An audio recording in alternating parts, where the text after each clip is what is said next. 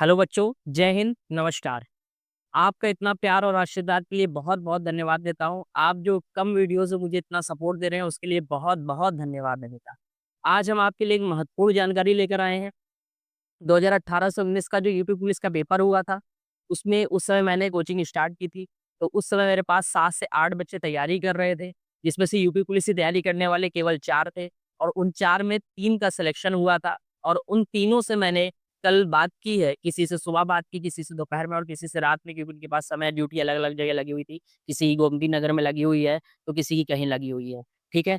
तो मैंने उनसे पूरी की पूरी जानकारी, किसी बच्चे से कुछ डॉक्यूमेंट माँगे गए थे और किसी बच्चे से कुछ डॉक्यूमेंट माँगे गए थे। यानी कि अलग-अलग केसेज़ में अलग-अलग डॉक्यूमेंट माँगे गए थे और एक बच्चे के डॉक्यूमेंट में तो बहुत सारी गलतियाँ थी, फिर भी उसका सिलेक्शन हो गया। तो बेटा आपको घबराना नहीं है, आपको ये पूरा वीडियो देखना है और बीबीपीएसटी से रिलेटेड पूरी जानकारी लेकर आए हैं। उससे पहले अगर आपको मेरी मेहनत सही लग रही हो, आपको लग रहा हो कि मैं जेन्युइन न्यूज़ दे रहा हूँ, तो प्लीज़ मेरे चैनल को सब्सक्राइब कर दीजिए, लाइक कर दीजिए। आपका बहुत-बहुत शुक्रिया होगा। हम पूरे वीडियो में आपको यही बताएँगे और आपको अंत तक ये वीडियो देखना है, क्योंकि आपकी एक गलती आपको यूपी पुलिस की नौकरी लेने से बाहर कर सकती है। बच्चों, आपने 40 लाख बच्चों में 1,74,000 आप वो बच्चे हैं जिनका डीबीपीएसटी होना है। तो प्लीज़ बेटा आप मेरे वीडियो को अंत तक देखिएगा। बीच से ज़रा-सा भी स्किप मत करिएगा, क्योंकि एक भी गलती आप पर भारी पड़ सकती है। और मेरे स्टूडेंट का डीबीपीएसटी में क्या-क्या हुआ था, वो भी मैं आपको बताऊँगा। चलिए वीडियो को शुरू करते हैं। देखिए बच्चों, डीवीपीएसटी के लिए ज़रूरी डॉक्यूमेंट, उससे पहले मैं आपको बता दे रहा हूँ मैं इस वीडियो में क्या बताने जा रहा हूँ।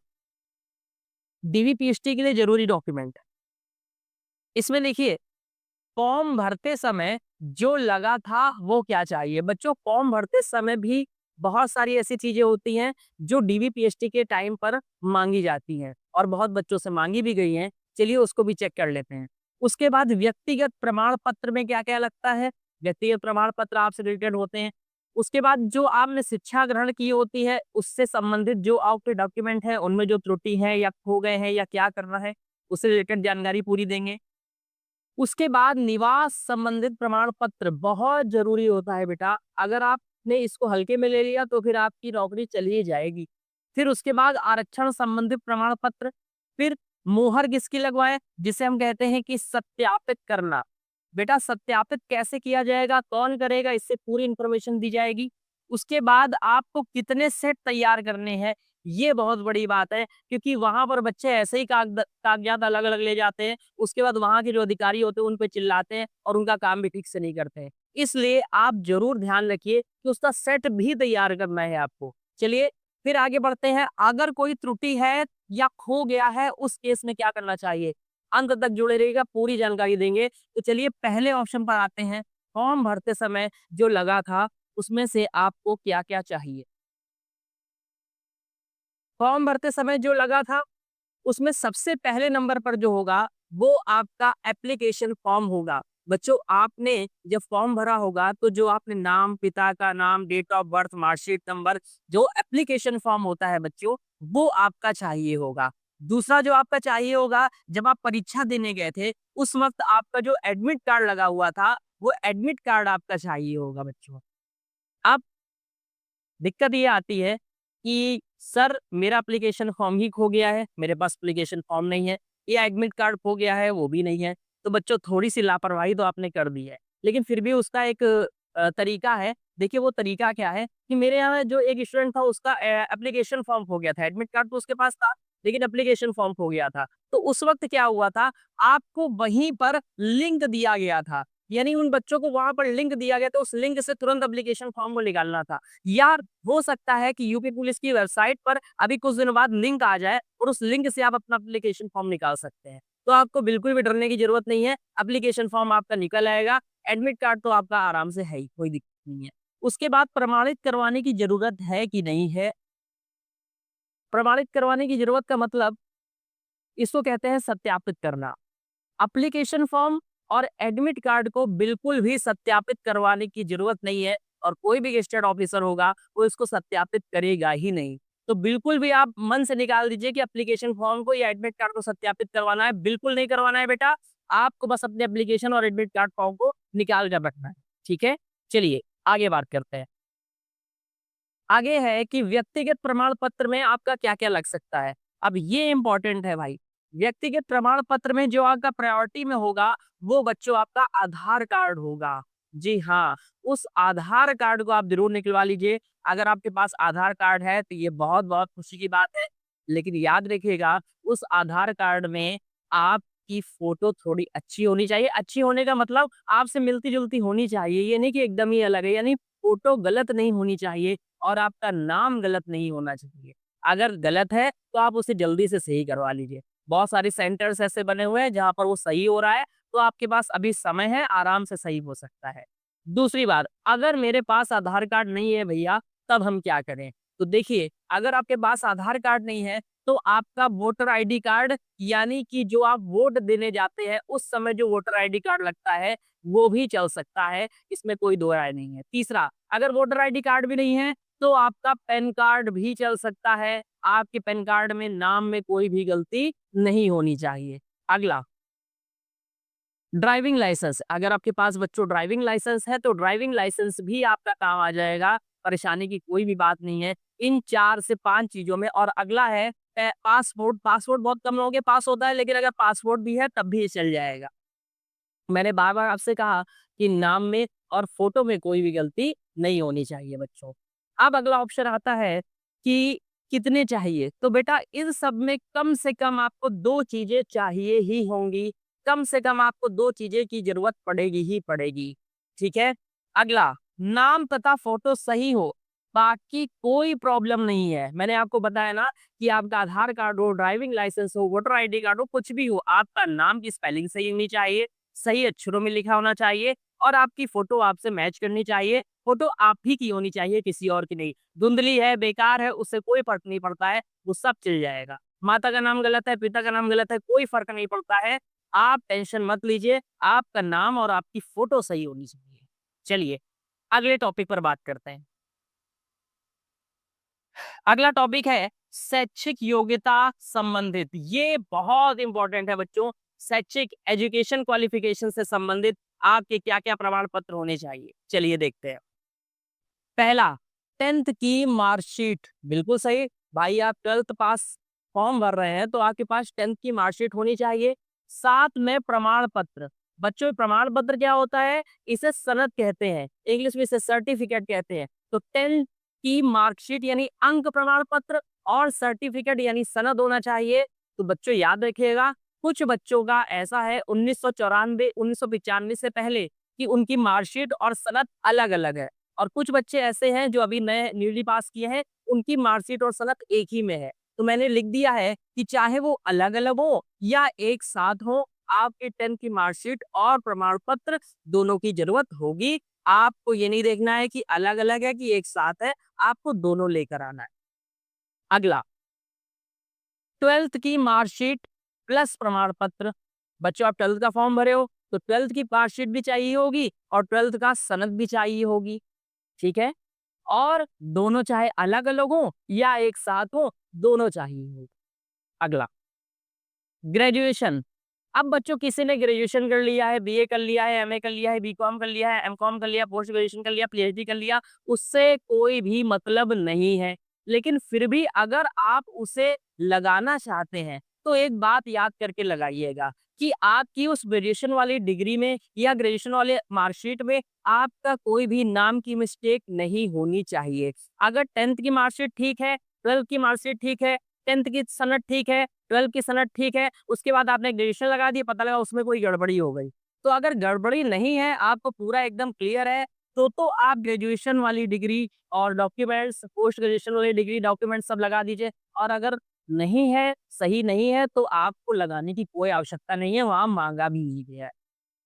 तो इसलिए ज़्यादा कुछ एडवांटेज करने की ज़रूरत नहीं है, सब ठीक है, 10th और 12th की केवल मार्कशीट और सनद लगा दीजिए, ठीक है?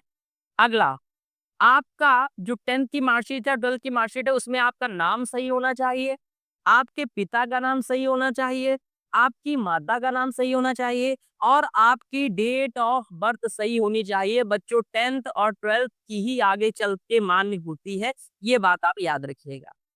अब कुछ प्रश्न आएँगे कि भैया मेरे पास नहीं है या मेरे में कोई त्रुटि है तो क्या करें? तो देखिए, अगर नाम नहीं सही है या कुछ भी नहीं सही है तो आपका एफिडेविट बन जाएगा। आप एफिडेविट बनवा के जाइए, वहाँ पर वो लोग इतने भी मतलब उस तरह के नहीं होते हैं कि आपको माने नहीं। एफिडेविट लेके जाएँगे, बाकायदा सरकारी प्रक्रिया से होकर गुज़रेगा, वो आपकी चीज़ों को सही मान लेंगे। इसलिए एफिडेविट बनवा लीजिएगा, अगर कुछ भी गलत होता है। ठीक है बच्चों? फिर देखिए, मान्य नहीं होगा अगर एफिडेविट नहीं बनवाया या आपने चीजें सही नहीं करवाई, उस कंडीशन में आपको वहां से बाहर कर देंगे और ये आपके लिए बहुत ही घातक सिद्ध होगा बच्चों। इसलिए आप क्या करिए कि उन चीजों को अभी से सही करा लीजिए। आपके पास लगभग 15 दिसंबर के आसपास से डीवी पीएचडी होना है, जब तक जरूरी सूचनाएं जो निकल के आई हैं, इसलिए आप पहले ही सही करवा लीजिए। ठीक, चलिए आगे बात करते हैं। आगे है निवास संबंधित प्रमाण पत्र। तो देखिए, अगर आप यूपी के निवासी हैं, यूपी के अगर आप निवासी हैं तो आपको डोमिसाइल सर्टिफिकेट यानी निवास प्रमाण पत्र की आवश्यकता होगी और ये आपका 6 माह पुराना होना चाहिए। ये नहीं कि साल 2 साल पुराना है तो चलेगा, ऐसा नहीं है। आपका 6 महीने मैक्सिमम पुराना होना चाहिए या या या फॉर्म की लास्ट डेट तक का होना चाहिए, यानी जब आपने फॉर्म भरा था उस वक्त वो बन जाना होना चाहिए। तो बच्चों याद रखिएगा, 6 माह से पुराना नहीं होना चाहिए और अगर नहीं है तो आप उसे बनवा सकते हैं। आप नया भी उसे बनवा सकते हैं, उसमें कोई दिक्कत नहीं है, अभी वक़्त है, आप बनवा लीजिए। निवास प्रमाण पत्र याद रखिएगा। अगला, किसी केस में 1 वर्ष पुराना भी लग जाता है। मेरा एक स्टूडेंट है, उसका क्या हुआ था, उसने नया नहीं बनवाया, कुछ नहीं बनवाया, तो अधिकारी वहाँ पे इतने भी मतलब वैसे नहीं थे कि उन्होंने नहीं माना। ऐसा नहीं है, थोड़ी बहुत दया उनके अंदर भी होती है। उन्होंने कहा ठीक है, आपका 1 वर्ष पुराना है, कोई बात नहीं, आप बाद में नया लगा दीजिएगा। लेकिन आपको ये नहीं करना है। हो सकता है आपको पता नहीं कौन-सा अधिकारी आपकी सर्टिफ़िकेट का सत्यापन कर रहा हो। इसलिए आपको अभी से, जब आपके पास समय है तो बच्चों आप बनवा सकते हैं ना, इसलिए आप बनवा के रखिए। ठीक? आगे, अदर स्टेट के स्टूडेंट के लिए ज़रूरी नहीं है, यानी जो अन्य राज्य से आए हैं, उन्होंने फॉर्म भर दिया है, तो उनके लिए ज़रूरी नहीं है। और एक खास सूचना, जो ओबीसी, एससी, एसटी वाले हैं, उनके लिए भी अदर स्टूडेंट वाले जो अदर राज्य वाले जो हैं, उनके लिए ज़रूरी नहीं है बनवाना। ठीक है? आप अदर स्टेट से बिलॉन्ग करते हो, तो आप जनरल में काउंट किए जाओगे और जनरल वालों के लिए कास्ट सर्टिफिकेट की आवश्यकता नहीं होती है। इसी तरह अदर स्टेट के लिए निवास प्रमाण पत्र की आवश्यकता नहीं होती है। ठीक है? आगे देखिए, नहीं है तो बनवा लो, मैंने आपको बता दिया। अगर नहीं है निवास प्रमाण पत्र तो आप बनवा सकते हैं और नया भी मान्य हो जाएगा, परेशानी की कोई बात नहीं है। डीपीएसटी की डेट से पहले का बना होना चाहिए। आगे देखते हैं। आरक्षण संबंधित, ये बहुत इंपॉर्टेंट है बच्चों, कि जो आपका रिजर्वेशन मिलता है, आरक्षण मिलता है, उससे संबंधित क्या-क्या डॉक्यूमेंट आपके पास होने चाहिए और इसका एक-एक पॉइंट आप ध्यान से देखिएगा। देखिए, अगर आप जनरल से हैं, सामान्य वर्ग से हैं, तो आपके लिए किसी भी प्रकार की कोई प्रमाण पत्र की आवश्यकता नहीं होगी। जनरल का कोई जाति प्रमाण पत्र नहीं लगता है। सुन लिया बच्चों? अगला देखिए, कह रहा है ईडब्ल्यूएस सर्टिफिकेट, जो आर्थिक रूप से कमजोर हैं, उसके लिए क्या चाहिए होगा? तो बच्चों ईडब्ल्यूएस सर्टिफिकेट चाहिए होगा। और कब तक का चाहिए होगा? तो फाइनेंशियल ईयर यानी वित्तीय वर्ष 2023 से लेकर 2024 तक। अब अगर आप यूपी पुलिस की परीक्षा में पास हो गए, 1,74,000 बच्चों में से एक हैं, तो आपको पता होगा फाइनेंशियल ईयर क्या होता है, बताने की ज़रूरत नहीं है। तो 2023 से लेकर 2024 के बीच का होना चाहिए। अब ये इम्पोर्टेंट बात आती है बच्चों, ओबीसी वाले के लिए। मैं हमेशा कहता हूँ यूपी में ओबीसी वाले ज़्यादा फाइट करते हैं। इनके लिए बहुत इम्पोर्टेंट सूचना है, ध्यान से देखिएगा। उन्होंने कहा है कि जो ओबीसी सर्टिफिकेट होना चाहिए ना, वो किस डेट के बीच होना चाहिए? 1 अप्रैल 2023 से लेकर 16 जनवरी 2024 के बीच का बना होना चाहिए। याद रखिएगा, 1 अप्रैल 2023 से लेकर 16 जनवरी 2024 के बीच तक का बना होना चाहिए। आगे देखिए, एससी-एसटी वालों के लिए फॉर्म की लास्ट डेट तक का, इनके लिए ऐसा कुछ ज़रूरी नहीं है कि फाइनेंशियल ईयर का होना चाहिए, लेकिन याद रखिएगा, फॉर्म की जब लास्ट डेट थी, उसके पहले-पहले आपका एससी या एसटी सर्टिफिकेट बना होना चाहिए। अब ऐसा भी नहीं कि 3 साल पुराना चल जाएगा, 1 साल पुराना हो तब भी चल जाएगा, लेकिन फॉर्म की लास्ट डेट तक का एससी-एसटी का सर्टिफिकेट होना चाहिए। आगे, अगर खो गया है तो कार्बन कॉपी निकलवा लीजिए। देखिए जहाँ आपकी तहसील होगी, तहसीलदार होंगे, आप वहाँ से जाके अगर आपका सर्टिफ़िकेट खो गया है, तो आपको बिना पैसे का, ये आपका अधिकार कहता है कि आपको बिना पैसे का आप वहाँ पे जाएँगे, आपको तहसीलदार निकाल के दे देगा। तो याद रखिएगा, अगर खो गया है तो आपको फ़ोटोकॉपी या प्रिंट आउट नहीं चलेगा। आपका जो ओरिजिनल सर्टिफ़िकेट है, उसकी कार्बन कॉपी निकलती है और वहाँ पर वो मुहर लगा के दे देगा। ये मान्य हो जाएगा, इसलिए घबराने की ज़रूरत नहीं है, लेकिन याद रखिएगा कार्बन कॉपी आपकी तहसीलदार निकाल कर ही देगा। ठीक है?